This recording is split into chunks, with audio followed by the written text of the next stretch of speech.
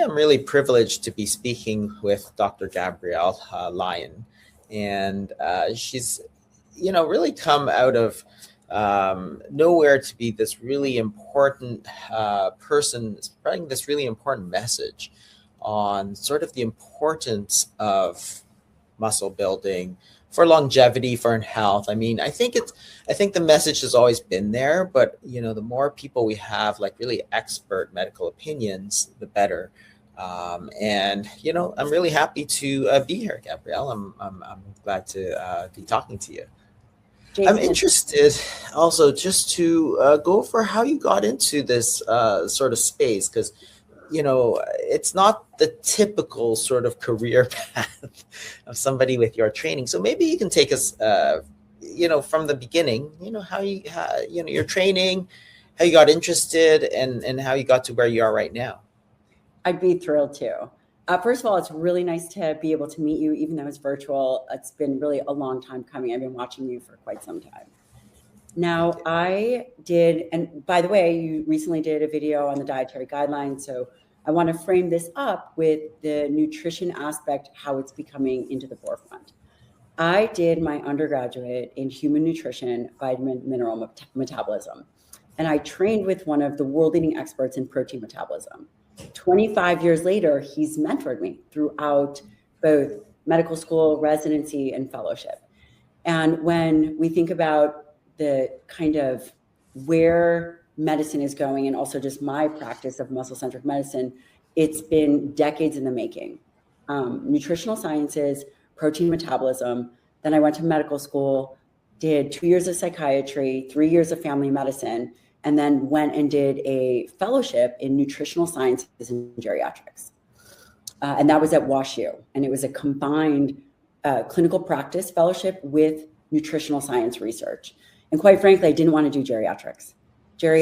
When we think about geriatrics, it was the opposite of where my mind was. I was very interested in muscle, physical health, and nutrition, because throughout, from beginning in my undergraduate, I continued on the path to nutrition. So the deal was, in order for me to do a fellowship in nutritional sciences, a real clinical fellowship or a real research fellowship, I had to pick a medical specialty. Well, let me rephrase that. I had to get funding from a medical specialty. And at WashU in St. Louis, which is a extraordinary institution, nutritional sciences and geriatrics, those two were connected. For 2 years, I did geriatrics while doing research in nutritional sciences. And when we think about muscle-centric medicine, muscle is this organ of longevity. And I'm sure, Jason, that you've had these moments of insight. With the obesity code, there's probably a moment of insight. And I was looking at body composition, brain function. We were looking at this study of individuals with BMI over 30, body fat percentage, and brain function. And I imaged this woman's brain, and she was in her mid-50s, and her brain looked like the beginning of an Alzheimer's brain. And she was doing everything right, doing what all the, quote, medical experts had told her: eat less, move more. And she had cycled through bouts of weight loss for the last 20 years. She lost the same 20 to 30 pounds. And I just had this moment where she was just representative of so many of our patients. And I vowed that was never going to happen again. If I had something to do with it, there had to be a solution. There had to be something better that we were telling people. And this is where muscle-centric medicine was born. I realized, just thinking about it, and also I was just so deeply affected, that this was not an obesity problem, that this was a problem of muscle first. And that's essentially where muscle-centric medicine was born. Wow.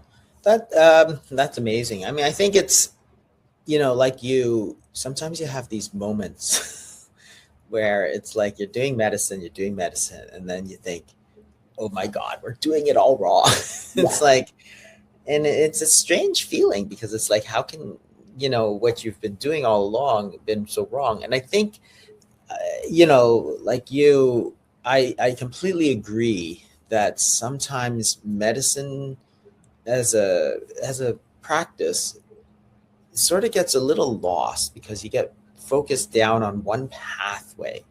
as this is the way to health and stuff. And unfortunately, in medicine, I think it ran through drugs and take more drugs, right? Oh, here's newer drugs, right, that are better. It's like, I'm not sure that was the actual problem. And that's where I think it's great to have voices like yours that are like really talking about sort of how to be healthy. So how did you go from there to your best-selling book, Forever Strong? Yeah, well, again, this was in the making for a long time. And I think that's where you and I are very similar. I graduated med school in 2006, been in clinical practice, and I'm still doing research and publishing, not just in for the lay public, for public consumption, but also in peer-reviewed journals. And your question, so Forever Strong, the first book was a New York Times bestseller, and it really positioned skeletal muscle as this organ of longevity. And in my roots of nutritional sciences, again, having just done a fellowship, I finished my fellowship 2015, really focusing on the nutritional aspect of muscle health. Really part of the problem, the way that I see it, is that we are eating in a way and living in a way that is mismatched for muscle health. And I'll take this a step further, because you asked this, where did this book come from? Forever Strong was kind of a manifesto of how we need to understand dietary protein, how we need to build a nutrition plan, some of the science of nutrition, because my mentor, Dr. Donald Layman, was around when Ansel Keys was giving lectures. And again, we stand on the shoulders of giants, but he was at the precipice of this low fat, saturated fat is the cause of heart disease. And I realized that the gap was we needed a book that focused not about muscle from an aesthetic standpoint, but muscle as the focal point for disease. I'll give you an example. Obesity, heart disease, Alzheimer's, which is type 3 diabetes of the brain. These are all diseases that have their roots in metabolism, as you talk about all the time. And I would argue that the root cause medicine, where this originates, is in skeletal muscle first. Here is why. Skeletal muscle is your primary site for glucose disposal. At rest, healthy muscle burns primarily fatty acids. It is your amino acid reservoir. It is, it functions as an endocrine organ. And skeletal muscle as the focal point that makes up 40% of one's body, this becomes deranged first. So when we think about how we diagnose as physicians metabolic syndrome, we think about that as an obesity problem. It's not. Elevated triglycerides, elevated glucose, elevated insulin, elevated blood pressure, a wider waistline. These are diseases of skeletal muscle. Well, that makes a lot of sense, actually. And I love the way that you frame it as an organ, because really that's really all it is, right? You have to think of it just the same as your liver, your kidney, or your brain, your heart. I mean, there are certain things that affect it, and there are certain things that are good to do. And this is where the new book comes in, right? It's so maybe you can talk about your new book coming out, which is very exciting. Very exciting. The new book is called the Forever Strong Playbook. It's behind me here. And it's the book that I originally wanted to write. It is a tactical field manual for what you need to do, how you need to train, how you need to think. It really is this manual for living a stronger, more resilient life.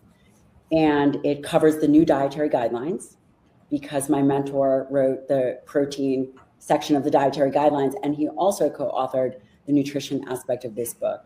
And it's not the physiology behind it, but it's the action. How do you implement this into real life? There are training protocols in there. There are recovery protocols. It's a book that is very visual and distilled down, easy to understand, whether someone is a beginner, intermediate, or advanced. It really covers the whole spectrum, and it's evidence-based. And this is, again, it's a tactical field manual. The first chapter is actually how to think. Most people are interested, but there is a divide between being interested and being able to take action. until you can identify that mental piece too and close that gap, it becomes very difficult to facilitate change. And of course, there are tons of recipes and I'm proud of this book. And as an author, it's hard to say that you're, quote, proud of something. I know because you've published quite a bit, but this one I feel really proud of. Yeah, I mean, it's like your children. You're not supposed to have favorites, but you do. So far, this is it. Yeah, I mean, you love them in different ways, right? And I think that's what this is, right? It's a different take on it, right? You go from sort of a lot more of the science-based, why muscle matters and so on, to the practical, right? Because it's not the same thing, right? There's some people who love to dive deep into the real sort of heart of the matter. And there's some people that are like, just tell me what to do, right? It's like, I want to do this and eat this and do this and tell me what to do. And I think both are fine, right? Because honestly, as much as I love to dive deep into certain aspects of metabolism stuff, there are other parts of, my life where I'm like, just tell me what to do. Like, it's like when I'm, when I'm doing like videos or something, just tell me what to do, right? It's like, you don't need to tell me why I need to do this. Just tell me. So I think that certainly there is that sort of need for this book. So yeah, congratulations. I mean, I think that's fantastic. Maybe you can tell us a little bit more about some of the science then, like just going back into the science of the muscle and why it matters. Like, what is it about the muscle? And you've introduced this concept of muscle span. Maybe you can talk a little bit about that and sort of explain why, this is such an important sort of underappreciated aspect. I've been thinking a lot about this as how did we miss this? Because when we think about, say, the obesity epidemic that started the late 70s, early 80s, the focal point was food. And it was this idea that we were outpacing we were just consuming too much, highly processed, highly palatable foods. At the time, exercise was not even discussed. Muscle was not even discussed as part of the equation. And the reason that I think history is so important is because if we don't recognize history, then we're going to be bound to repeat it. And when I went back and I'm like, how did we even get ourselves in this kind of situation?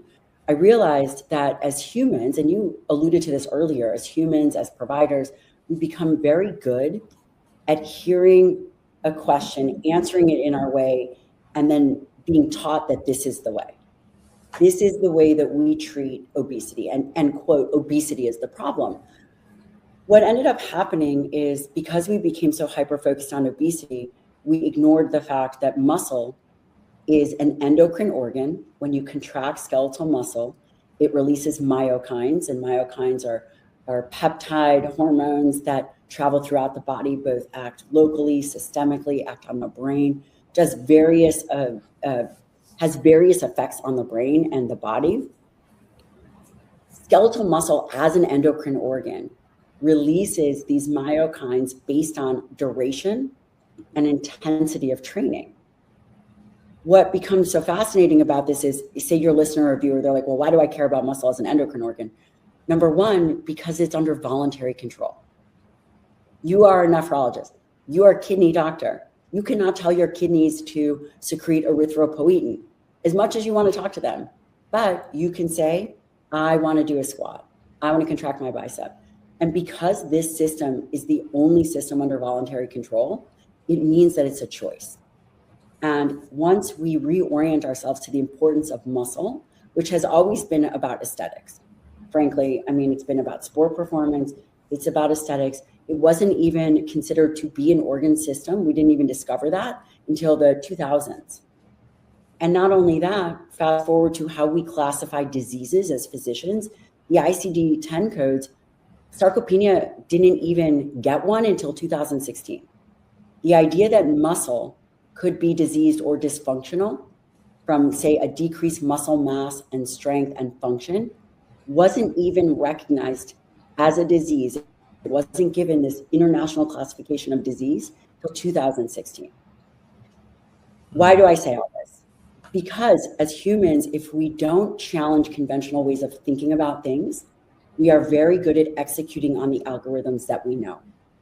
And once we recognize that skeletal muscle, A, is a voluntary choice, and B, requires very certain inputs to care for it, just like the kidney requires fluids and certain inputs, then as a choice, as this idea of muscle span, the length of time you live with healthy muscle, changes the trajectory in which we age. Because it makes up 40% of our body. And muscle, there's three main influences as we think about it. So obviously when you're young, we're up against a ton of myths. We're behind on our muscle science. There's been this myth, I have two little kids. There's this myth that kids shouldn't lift weights. Kids shouldn't exercise. But that's not supported by the data. And when you are young, your muscle is primed. We all have various types of muscle fibers, say that we're born with, but are largely informed by our activity. And they're fibers. And I'm saying this simply, there's a bit of nuance because of course there's hybrid fibers, but when you do resistance training, you build those bigger, bulkier fibers. When you do more endurance type cardiovascular training, you maintain those type 1 fibers. And if we think about our parents, we think about this aging trajectory. We see them, maybe they were bigger and more robust in their youth throughout life. And then say 65, all of a sudden we see this kind of shrinking, this sarcopenic effect. And that doesn't have to happen, but there is this natural progression with aging. And muscle span is the length of time you live with healthy, strong muscle. Youth, you have to pay attention to it. Midlife, you build and maintain as much as you can, 18 to 35. 35 and up, there is this transition of muscle becomes more anabolically resistant. Yeah, and I love the way that you frame it because when I think about how I used to think about muscle too, it was always sort of this, oh, well, it's great for sports, right? And it's like, when you're young, you want to look good. But not a lot of people thought about it in terms of longevity, in terms of staying healthy.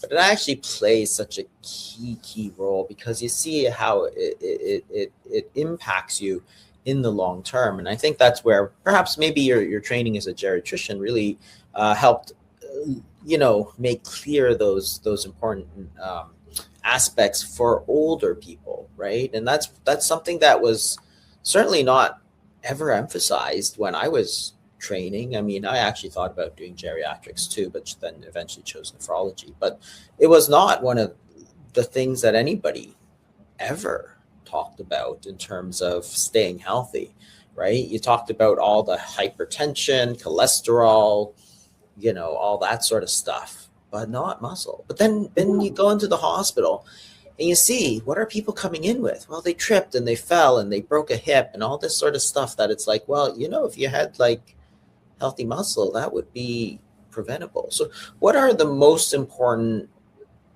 say the most top 3 most important things for keeping that muscle span, that muscle longevity?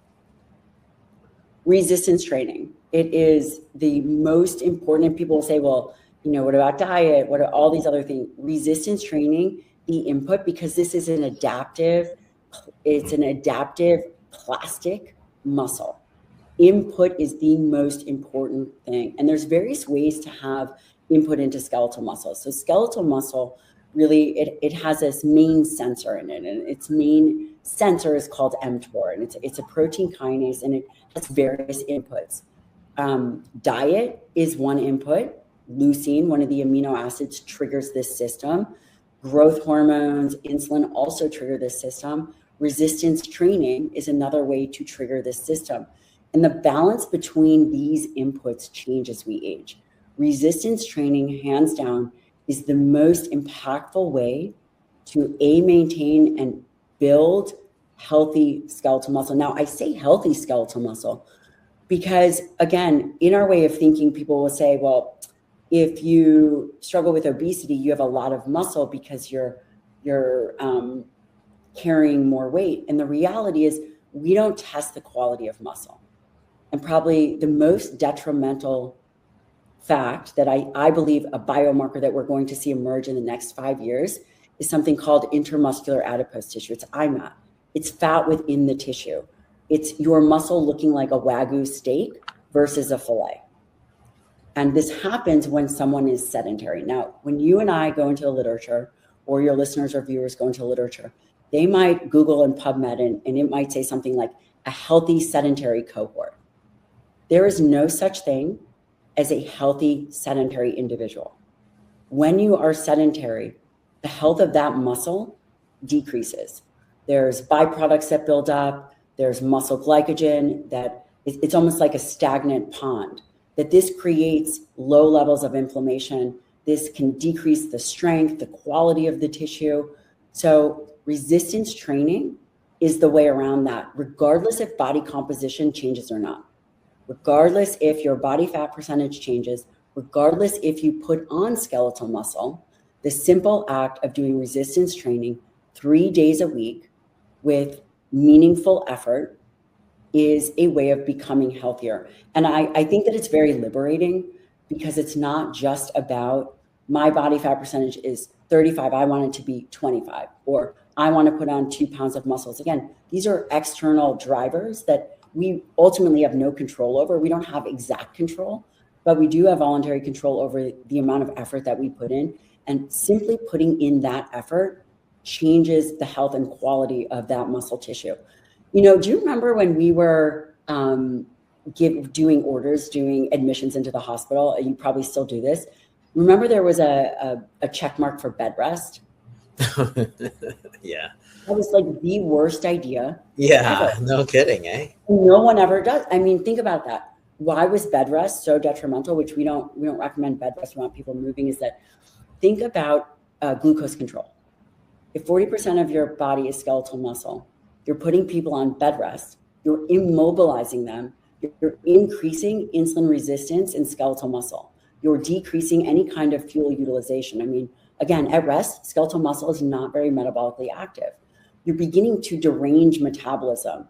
What you end up seeing, well, with decrease in muscle mass, you see, again, increased levels of blood glucose, triglycerides, insulin. This is the recipe for metabolic disaster and ultimately frailty later on. So again, what you can do about it, resistance train 3 days a week. If someone is listening to this and they are uncomfortable with training, or they say they don't want to go to the gym, there's a million different ways to do it right. It could be bands, it could be body weights, it could be going to the gym with machines, it could be one single kettlebell, which, you know, I used through my first pregnancy. All I had was one kettlebell. That's all I did, one kettlebell. Or maybe it was the second pregnancy. And there's a million different ways to get it done, but it is critical, and it needs to be a non-negotiable. People get mad at me when I say this, but we don't wake up and go, should I brush my teeth this morning? I mean, you don't. Yeah. This is that important. And it's the one thing, again, as a trained geriatrician, this is the one thing that is most important. And then the second. Before you get onto that, let me just interject if I can. I think just before I lose this thread about bed rest, because it's actually really important, because I admit people all the time, and it's incredible how fast the muscle deteriorates on bed rest. And I, because I'm still admitting a lot of inpatients and stuff, and I have a lot of dialysis patients who are quite sick. Sometimes they'll come in with pneumonia or something extrinsic, right?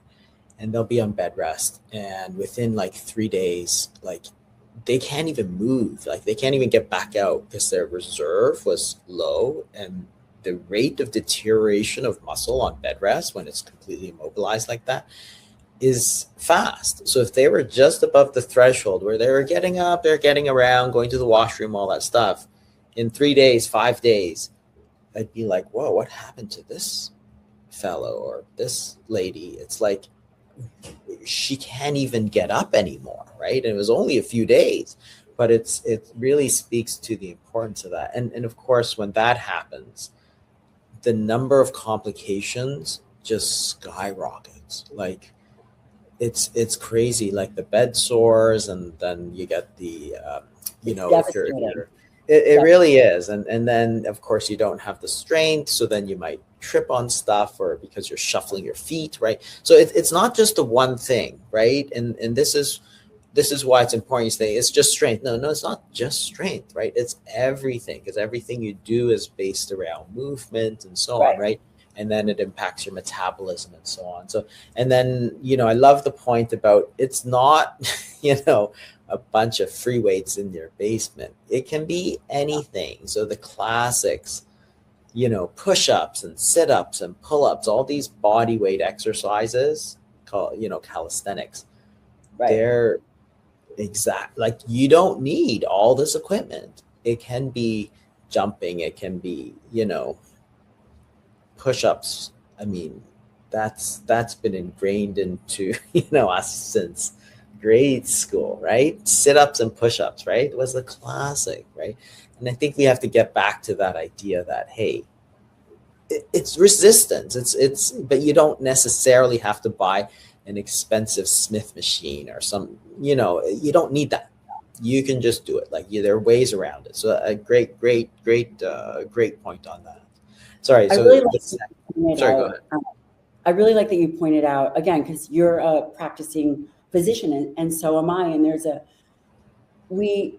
million different ways to make these quote recommendations. And this is what I see out there, is that people will make recommendations, but that is different when you are in the real world seeing patients, and that the average carbohydrate intake for people is 300 grams of carbohydrates a day. That's 3 glucose tolerance tests a day. This is the average. The average individual isn't moving. The average individual is sedentary. And so when we really think about, there's all this idea of, there's the athletic space, and that's great. And that's in a perfect world, but that is not what we are up against if we want to build a stronger, more resilient future and just more resilient humans. And I love what you are pointing out, what you see in patients, the acceleration of weight loss, of muscle loss in 1 week of bed rest. They could easily lose 5 pounds of muscle in 1 week of bed rest, versus when you're younger, might take 30 days, right? You are much more resilient, and your baseline is much higher. And what you're pointing out is a critical component to aging, and that is a catabolic crisis model. That there are moments of discrete loss of muscle and mobility that happen on the hospital admission. All of a sudden, it's 7 days later, they've lost 5 pounds of muscle, they've lost strength, and now someone who is already compromised will never go back up to baseline. And we hope that never happens. There are ways to avoid it. And that is, I think, the work that while you and I are doing it from different angles, that's really the work that we're doing. It doesn't have to be complicated. It doesn't have to be multiple barriers to entry. It just has to get done. And the playbook highlights, if you're going to do something with body weight, if you're going to do something with dumbbells. I did dumbbells. You could buy dumbbells on Amazon. And also high intensity interval training. One of the things that I hear is that people don't have time to do this. And the reality is, if you don't have time for this, how are you going to have time for sickness? How are you going to have time for dialysis? How are you going to have time to all the other complications that come from not being well? And if we can rethink the way that we prioritize muscle. Can you imagine if someone went to the hospital and they lost that percentage of kidney? Yeah, it'd be like, wow, that's as an organ system problem, right? Yeah, as an organ system. The thing with muscle is that the changes of muscle are subtle over time. Sarcopenia, when we think about the definition of sarcopenia, it's really roughly a 4% loss per decade. Maybe it's a little bit more, but that's 10 years. It's not that much. And I think that number is very misleading. In fact, I think it's wrong. And part of the reason I think it's wrong is because we haven't been measuring muscle directly. We extrapolate muscle numbers from, at population levels from a DEXA. A DEXA doesn't look at muscle directly. It extrapolates lean tissue. It looks at bone and fat. Yeah. And we've just we haven't been able to highlight the importance of it, but now we can. We are going to get more. There's more advancements coming, whether it's MRI and ultrasound and looking at muscle quality. The advancements are coming, but in the interim, knowing that we must prioritize resistance rate, you must. And then you have to mirror that with the most essential macronutrient as we age, which is protein. And especially for older individuals, dietary protein is the most essential macronutrient. And finally, it is reflected in the dietary guidelines. And also the playbook covers that. Yeah, so let's get into that. That would be your number 2 important recommendation. And maybe just take us through, because there has been a big change actually in the recommended daily allowance. So maybe you could just speak to what the recommended daily allowance was, what it is now, and why you think protein is really such a critical sort of macronutrient. Yeah. The new guidelines, I couldn't be more ecstatic about them. It was very emotional. I was there, and it was a very emotional moment. Like I said, my mentor wrote the protein component of the dietary guidelines, and the old guidelines really highlighted grains, and these new guidelines flipped the pyramid upside down. Now, there's a few important aspects to understand. Number 1, dietary guidelines are designed to help inform choices. It's not a hard, fast number that it's saying you must have this. It typically is a range. The dietary guidelines for Americans it's really 2 things. Number 1, it informs a range, which we're going to talk about. Number 2, it impacts those that receive federal funding, like nursing homes, schools, military, sometimes hospitals and prisons. Why it's so important is that up until this point, protein has never been prioritized.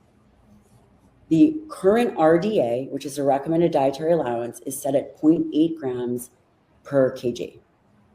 Now, this is important. Those minimum recommendations, which is the minimum to prevent deficiencies, did not change. The RDA still exists at 0.8 grams per kg.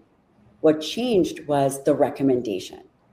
Now, what is being recommended is 1.2 to 1.6 grams per kg.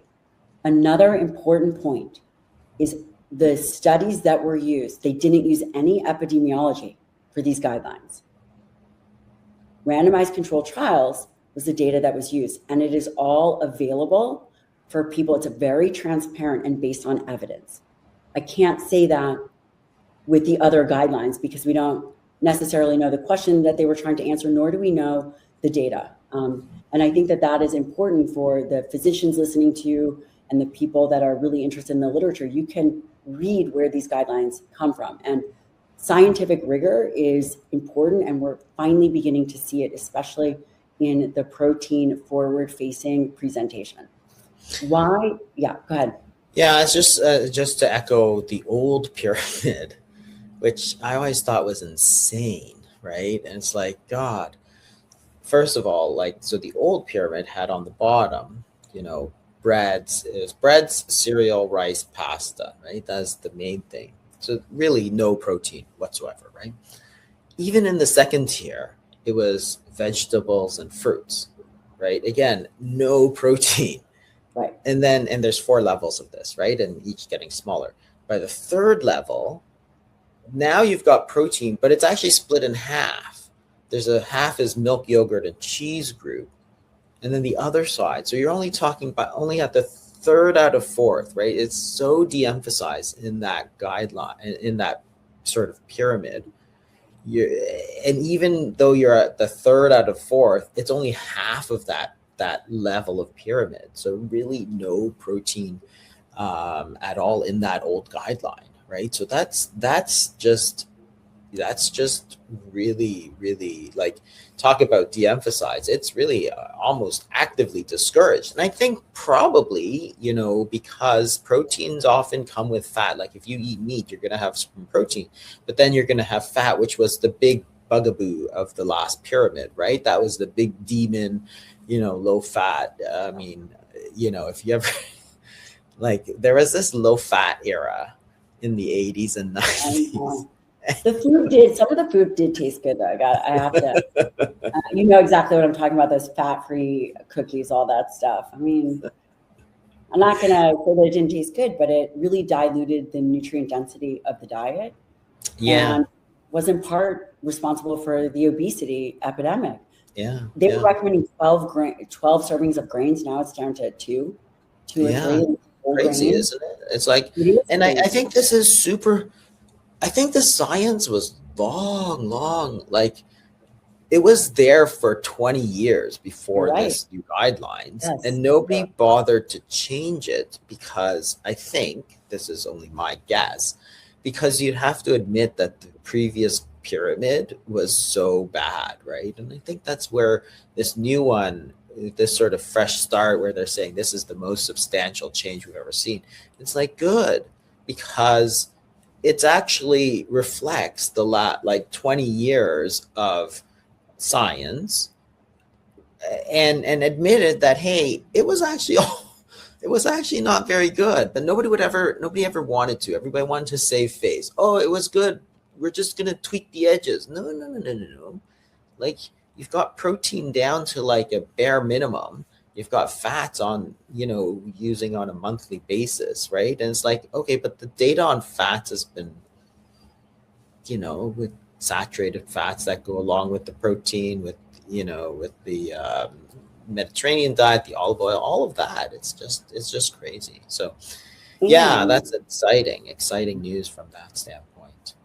It's a really good point. You bring up another very valuable point, is that the saturated fat, we don't have a great number for it. Previously, saturated fat in the diet was 15%. Now it's 11% in totality. The recommendation is, quote, 10. I don't think that anyone understands exactly where that number came from. We don't have good scientific evidence for that number, and I'll highlight something else. Again, the recommendation is now to get your fats from whole food sources, animal fats, as opposed to, say, this hydrogenated crappy fat. And we don't really have a number for what saturated fat should be. If someone is eating a 4,000 calorie diet and 10% saturated fat is the recommendation or less, then that person could have a, quote, healthy diet at 44% saturated fat. But if someone like me, who's a very just small person, if my diet is 1,500 calories and my saturated fat is 16 grams, then my diet would be considered unhealthy. If saturated fat was so unhealthy, we would have a number. We would know what that number is. And it really highlights that we do need more data. And, arguably that number was just kind of picked arbitrarily. And I think that it wasn't changed. People were saying, well, it should have been changed. They should throw it out. I think the reality is, again, you and I work with real people, and it would have been really disruptive to take out also saturated fat and then not have a number. And this, I believe that much of the resources now are going to go to studying saturated fat, understanding what could potentially that number. And I think precision nutrition is really where we're at. For some people, saturated fat might be a problem. For other people, carbohydrates might be a problem. There really is genetic variabilities. And then, of course, muscle health. The more you train, the more carbohydrates you use, the healthier your muscle is, the better it is at burning fat. Yeah, there's a certain link for sure, because when you're talking, metabolically, you talk about sinks, right? And that's for, for listeners, a sink is sort of where you dispose of stuff, right? So a glucose sink is where your body, if you're putting in a lot of glucose, where does it go out, right? Just like your sink, how does it go out? And of course, muscle is actually one of your biggest glucose sinks that you have. So therefore, that's why it's such an important aspect of it, because, it's just like if you're looking at your tub or whatever, it's what goes in, but what goes out. And that's where the sink is really important, because that's what's going to drain the system, right? But yeah, I think the whole saturated fat thing is always interesting to me too, because it's like, okay, we're demonizing saturated fat, and you've been doing this for 50 years. So where's that data that says a diet high in saturated fat is really unhealthy, right? We have all this data on dairy fats, for example, palmitic acid and all this stuff. It's actually quite healthy when you look at a lot of these. The data on the saturated fats you find in butter and other dairy products, right? And whole milk, of course, that's why the whole milk is sort of back on that, and the red meats. Again, show me the data that the eating the beef is really that detrimental, because you've had 50 years to produce this data, right? You've had the NIH, you've had everybody, like literally millions and millions and millions of research dollars at your disposal to prove your hypothesis, because it's never been proved, that eating this saturated fat. And to some extent, I sort of hate the term, because remember, all fats are different, right? They're different chemical structures. So choose one, right? Butter fat or animal fat or the beef, and show me, where's that data? Well, it's not there, right? And it's like, okay, if it's not there, you can't make any conclusions, but it does say something that this is not easy. Like, it's not a slam dunk that, hey, eating all this stuff is really, really bad for you. So, yeah. And I think that protein is of course, getting recognized. I mean, you see it in everywhere you look now. It's like protein. There's a real protein forward. And I think that's progress, right? Definitely progress. It is absolutely progress. And when we think about, I just want to say one thing on saturated fat, because you have done a really great job at talking about how we eat whole foods and we eat within a food matrix. I've heard you say we don't eat, quote, saturated fat. We don't eat protein. We eat whole foods. And that is absolutely right. Almost 47% of the fat in beef is olive oil. It's monounsaturated. And this is, again, just items that are not discussed, and we eat whole foods, and that becomes really valuable. And the whole protein discussion is, it's interesting, because as a nephrologist, you've heard about protein forever. This is all that we hear, is that protein is bad for our kidneys. And the reality is, why do we need protein? Well, protein turnover, the rebuild and repair, becomes less efficient as we age. If our body is rebuilding and repairing 4 times a year, it's the enzymes, it's the structures, we become less efficient at doing that. And we have an essential need. We cannot make these essential amino acids. That's why they're called essential. We must get them from the diet. And the efficiency of utilization decreases. So we actually need more protein as we age, not less.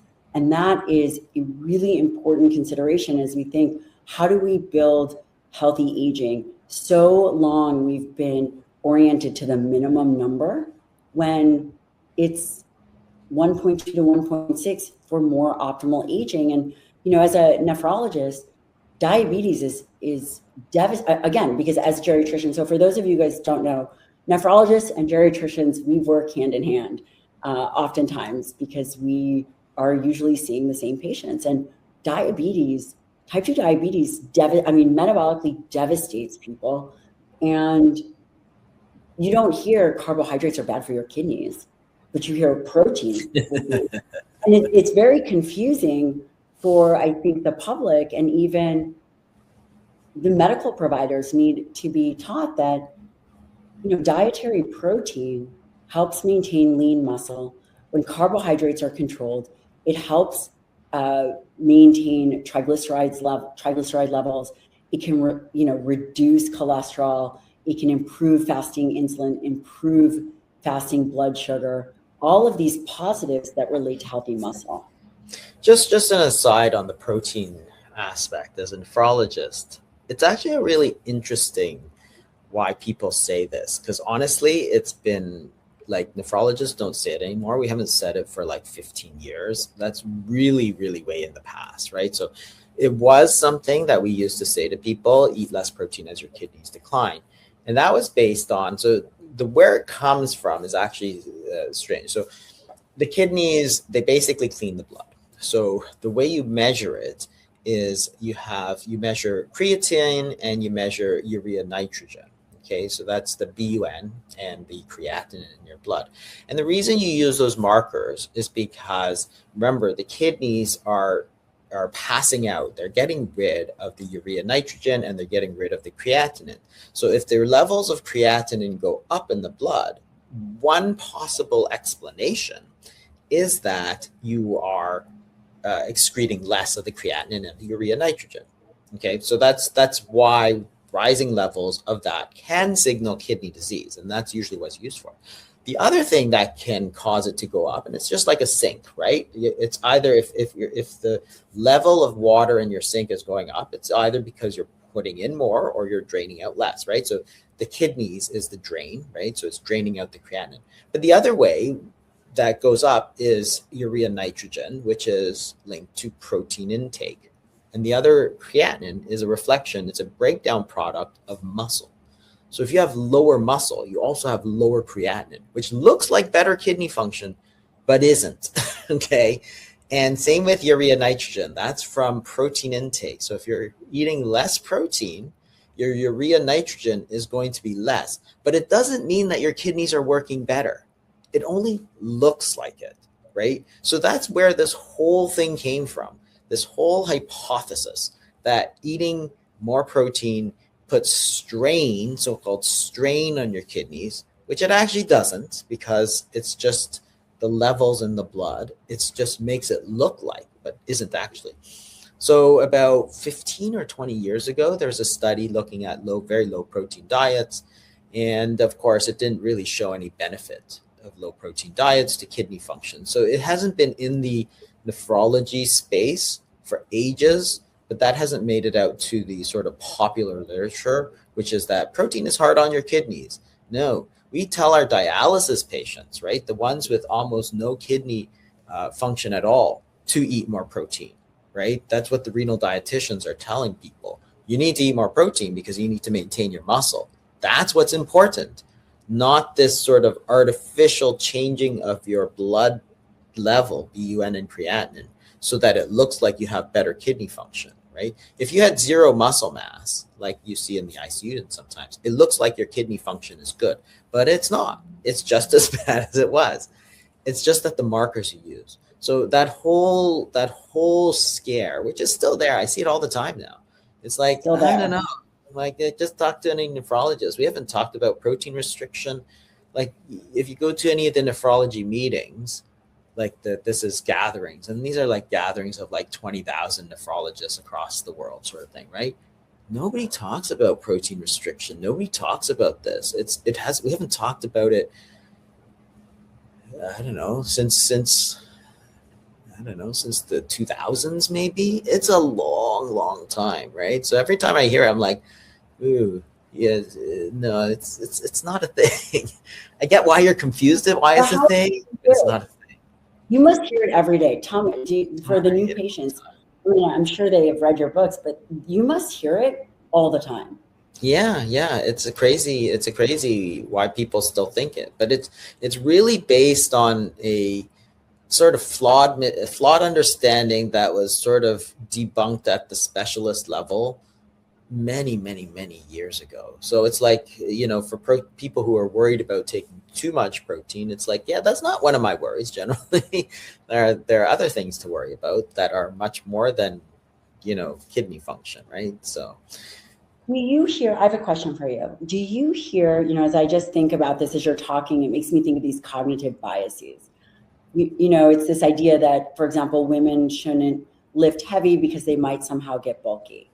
Again, I don't think I've ever seen a woman lifting heavy get bulky, or lifting at all get bulky. It's just, again, this narrative of hearing it once and then anchoring to it. Have you ever heard someone ask about carbohydrates in the kidneys? Do people say, hey, are these carbohydrates bad for my kidneys? Yeah, nobody ever does. And the truth is that it's so obvious too, right? The link is so obvious, right? If you eat a bunch of refined carbohydrates, which have a very high glycemic index, will spike your glucose, which is obviously going to be detrimental for type 2 diabetes, which is by far and away the most important cause of kidney failure. that we deal with, right? So it's like, oh, okay, there's a huge link there, but nobody talks about it. Instead, it's protein, right? It's like, should I eat less protein? I'm like, absolutely not. Like, you should try to eat less of the carbohydrates. Like, and exactly, it's just this old thinking. It gets out there, it gets repeated, and then by the time it gets repeated, sort of like this, let's eat all the time sort of thing. And, like, what science was that really based on? Like, oh, fasting is bad for everybody all the time. It's like, okay, what science was that based on? Sort of like the saturated fat, right? It's like, it gets in there and it's like, okay, well, show me the data, because I'd like to see it, because I've never seen it, right? I've never seen the data that definitively says, hey, you eat more saturated fat, you get more heart disease, right? Show me that data, because if you have it, then I'd love to see it. But there is no data, right? And that's the big problem with a lot of these things. So it's great that we're finally putting, with these new dietary guidelines, sort of putting these things forward, right? Like, proteins are not harmful to you, they can be beneficial. And then the whole fat milks and all these natural foods. One of the real focuses, of course, is on natural, real foods, right? And that's really terrific. And why don't we finish up on your third? What would you say is the third most important thing to maintain muscle health and muscle longevity? First is resistance training. The second is dietary protein. And then the third, and I would say this is probably a toss-up, but you do have to recover. There is a level of recovery and caring for the tissue, meaning I say sleep, but sleep is very important. I'm not great at it, so I just want to go on record of saying that. But being able to recover well, the input, the stimulus is very important. And then understanding that the recovery aspect is also important. As you get older, your muscle health and muscle strength will outpace your tendons. And it's critical to have a well-designed program so you do not get injured. And movement is not just in that 45 minutes to an hour. It's really an all-day thing. And figuring out how to add movement and also how to add pre-movements to exercise and recover well. That is the third bucket that I would say. You've got to be able to recover well. I think that's very, very important and really unappreciated, because you read hundreds of books on how to exercise, what exercise, but it's like, how many people actually talk about the recovery process? Because that's where actually the sort of magic happens, right? You don't get stronger during your exercise. It's actually during your recovery phase that your muscle rebuilds, repairs, and becomes stronger to take the stress of the body. That's sort of how the body works, right? It's a stress on the system, because stress is it's like a bad word, but it's like, that's how you live, right? You can only live by stressing the body, right? Otherwise you don't grow. And that's the same whether it's muscle or anything else, right? It's true for your mind too. If you never stress it, you never expand your sort of through your comfort zones and stuff. If you just keep saying the same thing, well, you'll never grow as intellectually. Same thing for your muscles, right? You have to stress yourself and get yourself into that situation. So I think the recovery is actually super, super important. And, I think all three of those are actually fantastic things to focus on for longevity, and really a bit of a neglected sort of organ. I mean, people have always talked about exercise, but really in sort of nebulous sort of ways. I remember we used to talk about it in grade school and stuff. You get taught, and it's like, it was just this sort of nebulous thing that you should do.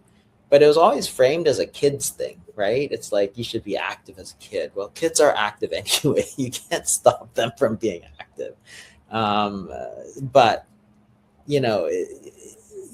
I see it changing now, and you see a lot more people sort of taking that advice to heart and staying. I think a lot of these messages have their time has come, and I thank you for being a strong part of that sort of advocacy, because I think it's probably long overdue. Just as we finish up here, any parting thoughts, parting advice? I think you've given us some really valuable advice here already, but anything else you would add? I love that you said that stress is not bad, and I actually cover that in the first chapter of the book, How to Think, and adding purposeful friction. Right. Life is, we've only been taught about one stress response, which is fight or flight, but there are other stress responses, tend, befriend, and the courage response. Both can be cultivated, but are never discussed. And friction and challenge, all of these things, they're good, and this is, quite frankly, how people thrive. It's how we were designed. The other stuff is a narrative. You don't need a hot bubble bath. You need discipline. You don't need another foot rub. You need to put in structures and boundaries for execution for the things that become very meaningful for you. And that really closes the gap. Yeah, I love that phrase, purposeful friction, because it's like, we all know that it is something that needs to be done. It's not necessarily what you want. You want the bubble bath and the foot rub. Only in the beginning. Yeah. Thank you. Until you step into the harder things, and then you recognize that a meaningful life, it really is built on the challenge and the overcoming and the capacity that you build. That's so true, and it's really that meaningfulness is what a lot of people sort of lack. I mean, a lot of these studies of happiness and stuff, it's clear that the meaningfulness of what you're doing is important. Like, you see all these sometimes you see these billionaires who are just depressed, and it's all like, the time, everything, all the time. You have no purpose. All the time. No purpose in life. Yes. Everything is you have already. So it's like, what do I do now? It really is a void. I mean, it's such an important aspect. And what would you say is your meaningful purpose that you see right now? I mean, for me personally, that's easy. It's two things. Obviously, my family, my friends, my community. But I believe that we can build stronger, more resilient humans. I truly believe that. And I have spent decades it's not, and you can vouch for this, it's not easy doing what we're doing. It's, the first one through the gate, that one gets bloody and it's difficult. It's not easy.